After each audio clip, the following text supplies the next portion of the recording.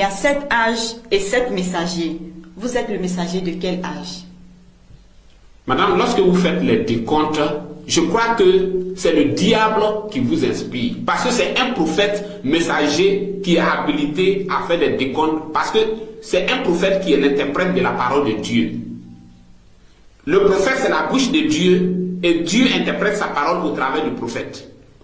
Quand il est dit qu'il y a 7 âges et 7 messagers, ces messagers sont des messagers célestes. Je prends l'exemple de l'âge de Sardes, l'âge de Martin Luther. L'âge de Sardes a duré 230 ans. Donc il y a un ange qui est sorti de la présence de Dieu.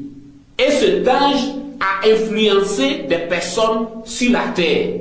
Dans le livre d'Esther, il est parlé des princes qui voient continuellement la face du roi et des eunuques qui voient aussi la face de la reine. Sur la terre, ce sont des eunuques. Mais devant la face de Dieu, ce sont des princes, des messagers célestes, des anges célestes.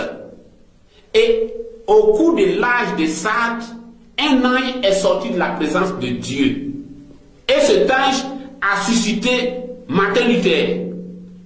Cet ange a suscité Jean Calvin. Et Jean Calvin avait son message, qui est la double prédestination.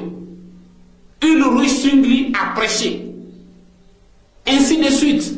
Il y a eu plusieurs messagers terrestres, mais un seul ange. Je peux vous prendre l'exemple de Thyatire, qui a duré 914 ans. Un âge qui a duré 914 ans. Au cours de ces 914 ans, c'est un seul ange céleste qui est sorti de la présence de Dieu, mais qui a utilisé beaucoup de messagers sur la terre au cours de ces 914 ans. Vous voyez? Donc, pour l'âge dans lequel nous sommes, l'âge de Laodicée, l'âge de Laodicée est divisé en 4 veilles. Mais il y a un esprit qui est l'esprit d'Élie qui est sorti de la présence de Dieu. Ce sont ces messagers que vous comptez. Vous comptez les messagers célestes. Ce messager, c'est l'esprit d'Élie. Donc l'âge de Laodicée va durer 4 veilles. La première veille, c'est le temps du soir. Et l'ange céleste va susciter un messager. Ensuite vient la deuxième veille qui est minuit. Et ce même ange céleste va susciter un autre messager. Ensuite vient le chant du coq.